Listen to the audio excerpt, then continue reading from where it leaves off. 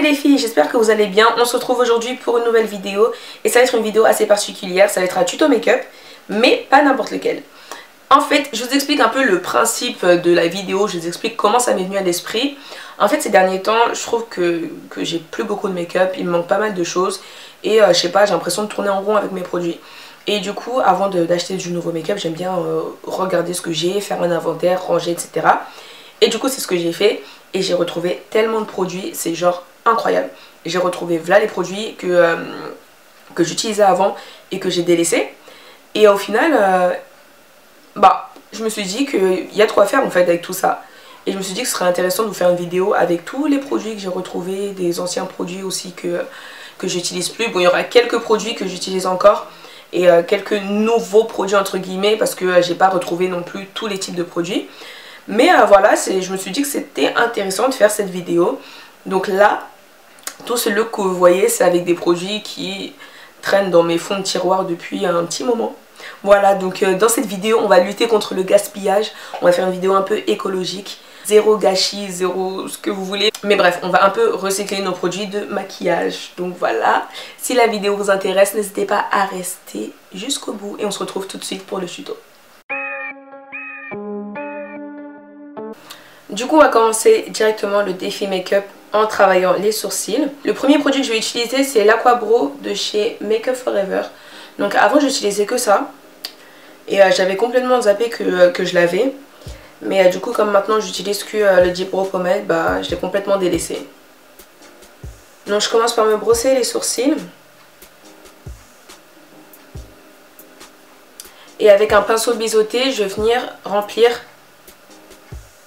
les trous avec l'Aqua-Brow.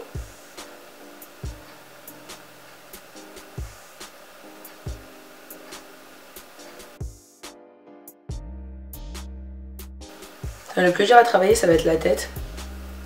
Mais ce que j'aime bien avec l'Anastasia, c'est que il est vraiment très précis. Donc on va essayer de faire pareil avec l'Aqua-Brow.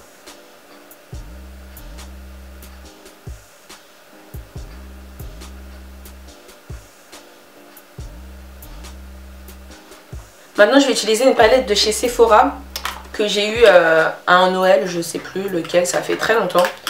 Et en fait, je l'utilise quasiment pas pour moi parce que je sais pas si vous avez remarqué, les fards Sephora ils sont un peu légèrement pigmentés. En fait, je les trouve pâles. Et du coup, je trouve que ça va mieux sur les peaux un peu plus claires, mates à la rigueur. Mais sur moi, il n'y a pas toutes les couleurs qui me vont, donc j'utilise pas souvent. Mais par contre, il y a d'autres parties de la palette qui sont très intéressantes. Donc là, on a la partie poudre et blush highlighter, la partie poudre à sourcils et la partie eyeliner liquide. Donc moi, je vais venir utiliser la partie poudre à sourcils et je vais prendre celle-ci pour venir un peu plus foncer mes sourcils. Et pour venir nettoyer les sourcils, je vais utiliser un stick de chez Fenty Beauty. Donc c'est pas un produit qui date tant que ça, mais c'est aussi un produit que j'utilise plus depuis maintenant quelques mois. Donc je vais venir l'humidifier. J'ai plus de concealer LA Girl, celui que j'utilisais vraiment depuis un petit bout de temps. Mais voilà, celui-ci je considère aussi que c'est un ancien produit parce que j'utilise quasiment plus.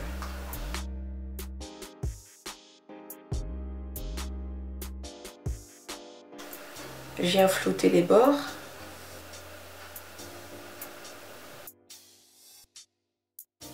Je vais venir prendre mon fond de teint de chez L'Oréal, l'Accord Parfait. Et je vais venir mélanger ces deux teintes. Je vous mettrai les teintes en référence dans la barre d'infos.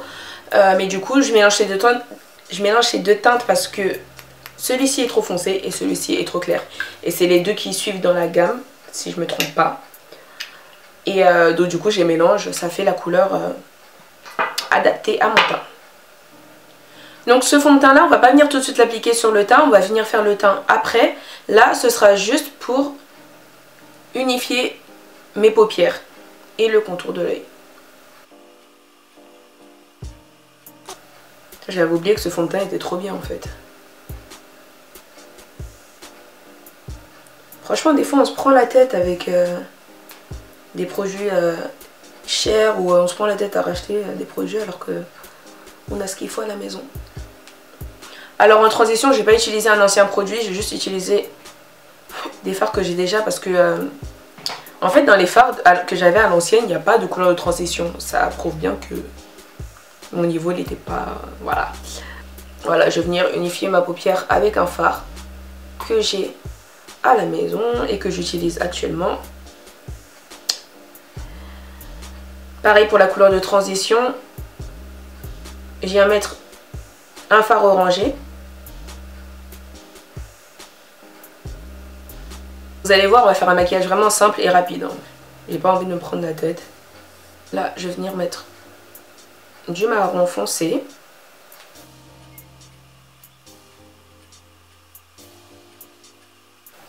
J'ai changé de pinceau pour avoir plus d'intensité là. L'autre était trop fluffy en fait. Donc là. Et là ça va être intéressant parce que je vais aussi utiliser cette palette de chez Sleek. C'est une palette que je vais utiliser principalement que pour le noir à chaque fois. Et là j'ai envie de changer, j'ai envie d'utiliser d'autres couleurs de cette palette. Donc je vais prendre le violet juste ici pour continuer la transition. On continue avec un produit que j'ai pas utilisé depuis longtemps, c'est cette base de chez Essence. Et je sais pas si vous avez remarqué, ça fait longtemps que j'ai pas utilisé de base du tout pour mes paupières. En général, j'utilise maintenant de l'anti-cerne. Donc là, retour à la base pour cette vidéo, on va voir ce que ça donne. Et je définis toute ma paupière mobile. Alors, lever les yeux au ciel, en fait, c'est une petite astuce pour marquer la paupière.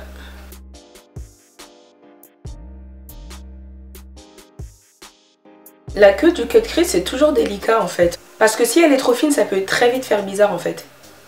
Genre ça peut donner un regard tombant, etc.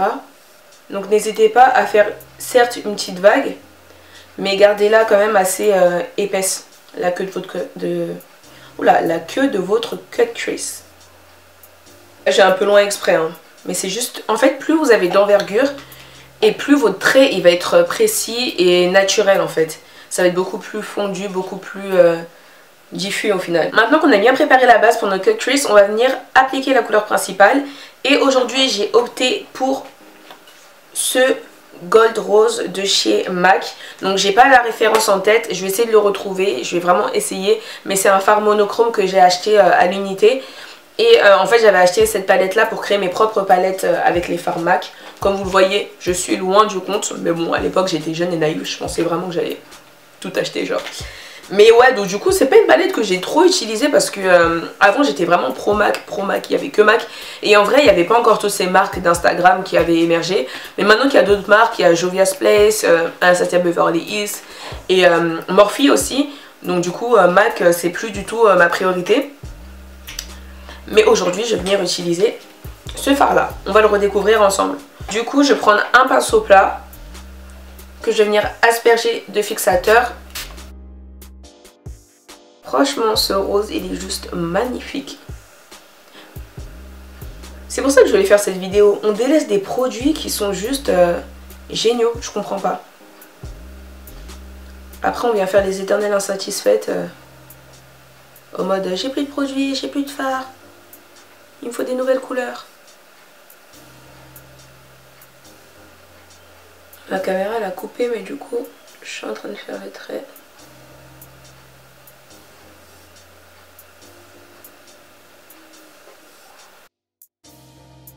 Maintenant que j'ai fini pour les yeux, je vais pouvoir passer au teint. Je vais prendre le fond de teint de chez L'Oréal, l'accord parfait. Je mixe les deux teintes comme tout à l'heure. Et je l'applique sur mon visage. D'abord je me concentre sur les zones qui sont plus foncées.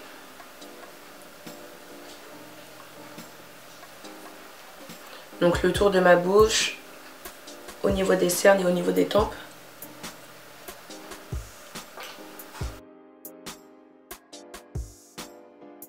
Donc j'utilise la Beauty Blender parce que c'est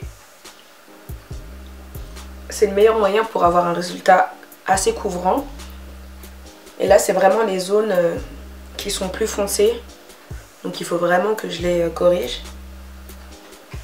Mais pour le reste je vais venir appliquer mon fond de teint au pinceau.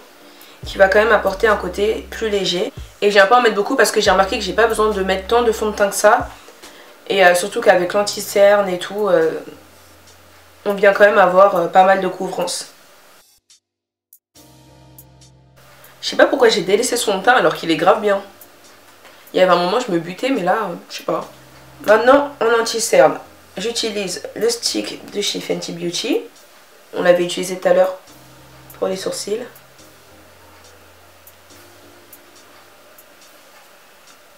En fait c'est bizarre parce que c'est un anti-cerne qui s'estompe assez mal, que je trouvais quand même pas mal sec. Mais le fait de l'utiliser avec le fond de teint L'Oréal Accord Parfait, ça me permet de le rendre plus malléable en fait. Parce que le fond de teint c'est bizarre, il a une texture très liquide et très... je sais pas en fait, il y a une texture assez bizarre qui permet au stick de beaucoup mieux glisser.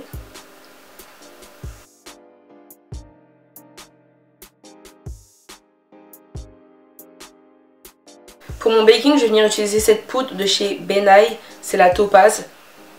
Celle-ci, franchement, ça fait au moins une éternité que je l'ai. Et une éternité que je n'utilise plus. Donc voilà.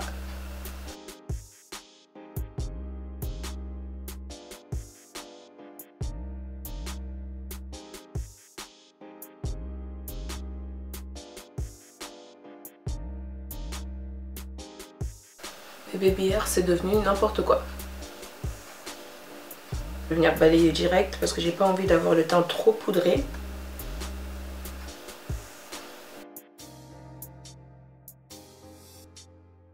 Place au blush maintenant et je ne pouvais pas faire ce maquillage retrouvailles de produits make-up sans ce blush là de chez Black Up. C'est vraiment le blush, le premier blush que j'ai eu. C'est ma soeur qui me l'avait acheté et donc obligée de l'utiliser. Hein.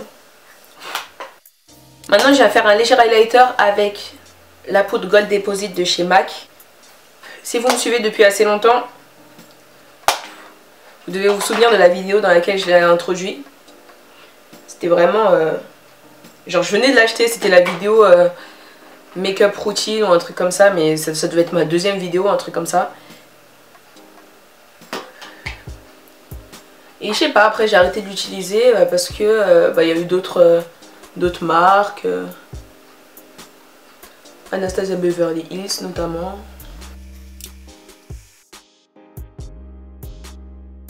On va rapidement revenir sur le maquillage des yeux avec la palette de chez Sleek. Je vais reprendre ce violet. Et je viens juste en mettre un petit peu sur le ras de cils. Ah, sur le ras de cils inférieur. Et je viens mettre du mascara.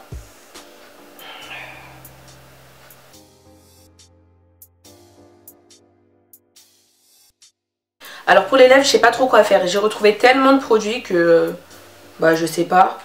J'ai ce rouge à lèvres de chez LA Girl. Ce petit baume teinté de chez Sephora. J'ai ça de chez Sephora, je crois que je l'avais eu en anniversaire. Et le Cherry Bomb de chez Wet n Wild. Donc on va essayer de faire quelque chose. Le baume de chez Sephora. Et en fait il donne un côté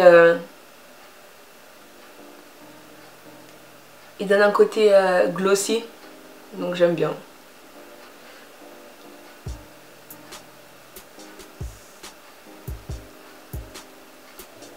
Je teste, hein. Je mets un petit peu de Cherry Bomb de chez Wet n Wild. C'est un peu rose quand même. Je vais ajouter le rouge à lèvres numéro 4 de chez Sephora. Vous savez, les rouges à lèvres mat là.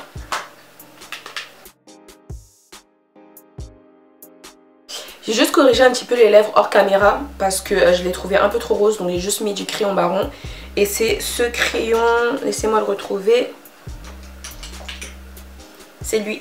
Bon, il n'a pas cette taille en vrai bien entendu, mais c'est le crayon du marché que j'utilisais tout le temps là en teinte café. Voilà, la vidéo touche maintenant à sa fin, j'espère qu'elle vous aura plu. Si c'est le cas, n'hésitez pas à liker et à partager. Et surtout, n'oubliez pas de vous abonner à ma chaîne juste en bas. En attendant la prochaine vidéo, portez-vous bien, je vous fais de gros bisous. Ciao.